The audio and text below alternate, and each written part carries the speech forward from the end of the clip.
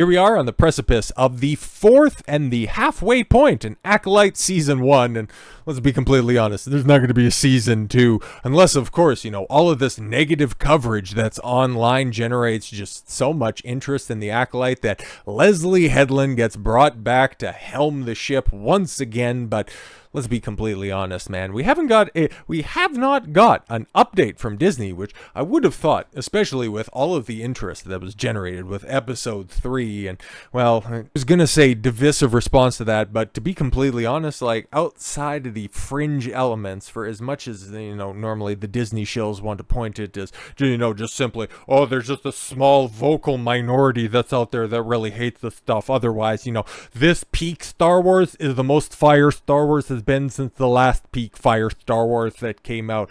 Nobody had that response to Episode 3. Everybody looked at that and cringed along with the power of 1, the power of 2, the power of God, man, like that was something else. Okay, I don't know if you're on set. I don't know. Okay, like, obviously Leslie Headland was never, ever going to criticize her work, even if she's seen it in practice with just a wide-eyed bewilderment. But also, given her previous employment history, she's probably actually seen something that's terribly and tangibly worse than that. But you couldn't imagine that, after somebody yelled cut, you just don't just look around and go, yeah, that's going to get cut, right? In totality, that's just not the end of the scene.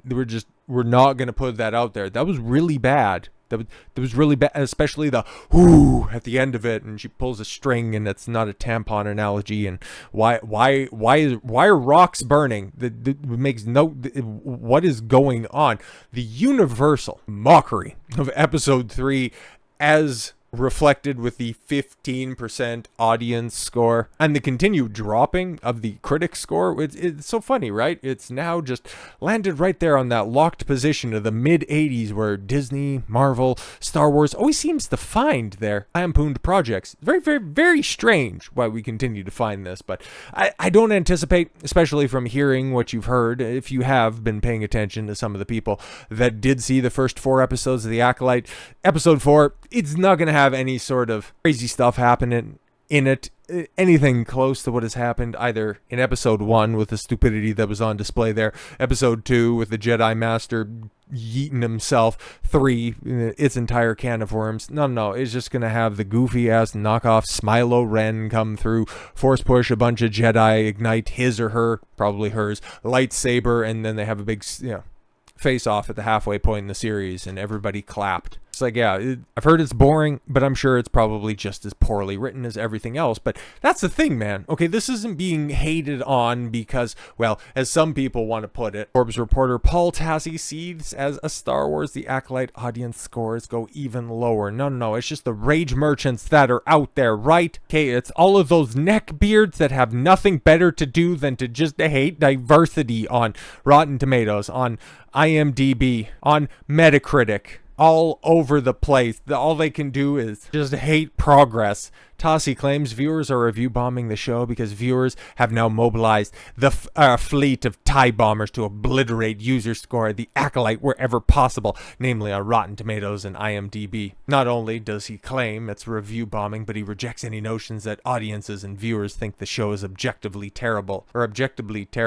Yeah, which it is, he declares. No, I am not going to entertain the debate that this is not review bombing. A 15% score is barely more than a third of the last most controversial Disney Star Wars project, The Last Jedi, where, yeah, I haven't watched any coverage yet. I'm waiting until the 4th episode comes out and EFAP does their EFAP movies or EFAP TVs on it. I want to watch all 4 of these in totality. I've just seen the clips like everybody else, and it's like, wow, this is really bad, and then listening to the people that I think are credible to break down the story, and there's nothing coherent. The dialogue is trash. The confrontations are contrived. It's lore-breaking 7 ways from Sunday, and yeah, it's really bad. And even with, I wasn't paying attention to this stuff back in 2017 when The Last Jedi dropped, at least there were things that you could point out in that atrocious film, okay, that roundhead Rian Johnson actually got right. Some of the cinematography is very good. It's a pretty film to look at. You can't say that about this $180 million dumpster fire. There's nothing redeemable about this. So yeah, the 15% score, it might actually be a 1 or a 2. I think that's fair. And the fact of the matter is, you take a look at this stuff, and while the conversation around the Acolyte and just solidarity in most people are around just mocking this stuff, you could see the number of reviews on Rotten Tomatoes, right? 10,000 audience score reviews. And then as it's pointed out right here, IMDb shows scores of 1 out of 10. Yes, as you can see right there, 27,000, 55% of said reviews. The Acolyte has 49,000 views in comparison to Ahsoka, 115,000 reviews. Andor, which prior to the Acolyte was the lowest viewed Star Wars project, has 169,000 reviews, and Obi-Wan Kenobi, its most watched show, 233,000 views. Its most watched show that couldn't even get a season 2. So yeah, let's be completely honest, man. If we're just gonna go ahead and play both sides of this stuff, if you're gonna go ahead and deride everybody as simply being victims of the outrage cycle, let's be completely honest, man. If it wasn't for Disney, if it wasn't for Star Wars, Lucasfilm leaning into this stuff, if it wasn't for the Shills also trying to push back, trying to push their crazy theories and their borderline slanderous accusations, nobody would care about this stuff. It would be bad on its face. People would be mocking it for the failure that it is, but Disney and Lucasfilm wouldn't be able to profit off of this because normies fell off Star Wars. They probably got infuriated off of Obi-Wan, which is, I would think, where a lot of people hopped off the bandwagon, and then, other people that were still kind of holding on, thinking that, them doing the additional stuff, all of that extra stuff, it's not really for me, but I liked Mandalorian Season 1, okay, yeah, that was good. Season 2, oh my god, peak, with all of those, key jangles, that stuff was great, but Season 3, oh man, they just don't have it anymore, okay? I could see a lot of normies. In that spot. So, yeah, by the time Acolyte comes around, it's like, okay, cool. It's got nothing I remember. It's got no attachment to anything that I care about when it comes to Star Wars, and that other super cringe stuff over the top of it. But I'm not going to dedicate, even half an hour of my time on a Tuesday to watch this slop. I'll just, if I'm interested, it all depends where these people fall into the camps. Okay, they'll either watch their media critiquers, either on a panel show or, their own React content, or they'll just go watch one of those React shills, which it's kind of funny.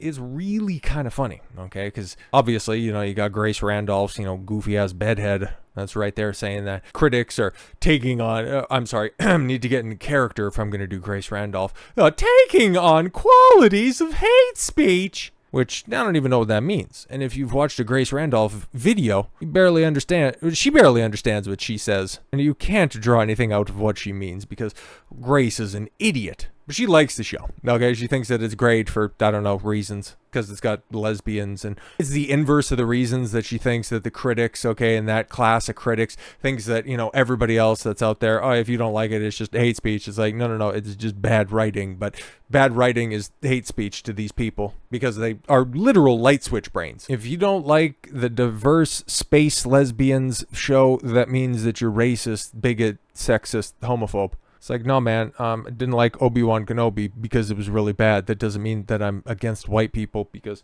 well, it's just a silly thing to say. You don't have to like a television show. You don't have to like a piece of entertainment because you have an ideological slant against it. But this is how these people think, man. They aren't sending their best, as a wise man once said. But Grace Randolph is a special case in and of herself. She, I would say, is probably the avatar of these type of reaction. These are like legitimate grifters, okay? The people that, watch and clap at everything and go, this is the best thing since the last thing. The peak fire, we're so back crowd. I find it funny. I really do find it funny. Okay, and I'm going to put closed caption on, just for this little snippet that's right here because I really want to drive this home. Okay, these are two people. I've never heard of them before, but I seen this clip that was out there.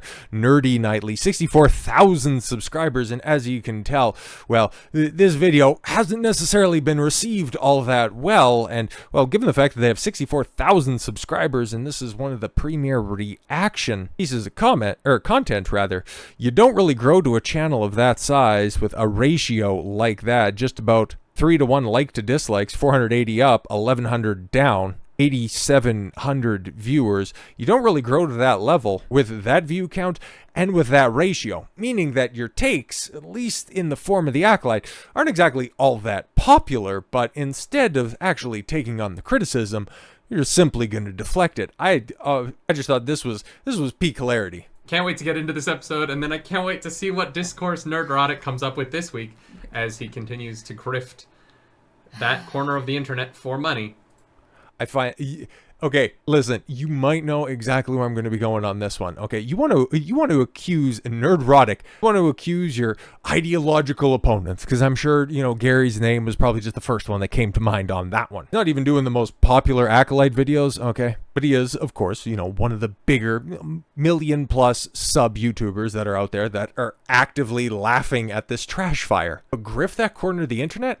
My man, Gary's been incredibly consistent when it comes to his take on stuff like this, on Star Wars in general, and for reasons that he is very consistent on. Poorly written, canon-destroying, this is not Star Wars. He's an OT fan. He loves the OT.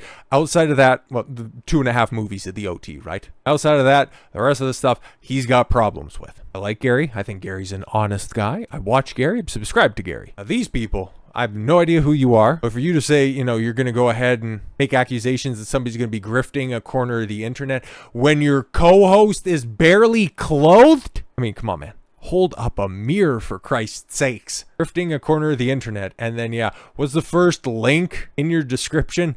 Well, it's a link tree. And what's the first link in her link tree? Do I even need to finish the sentence? Like, guys, what are we doing? What exactly are we doing?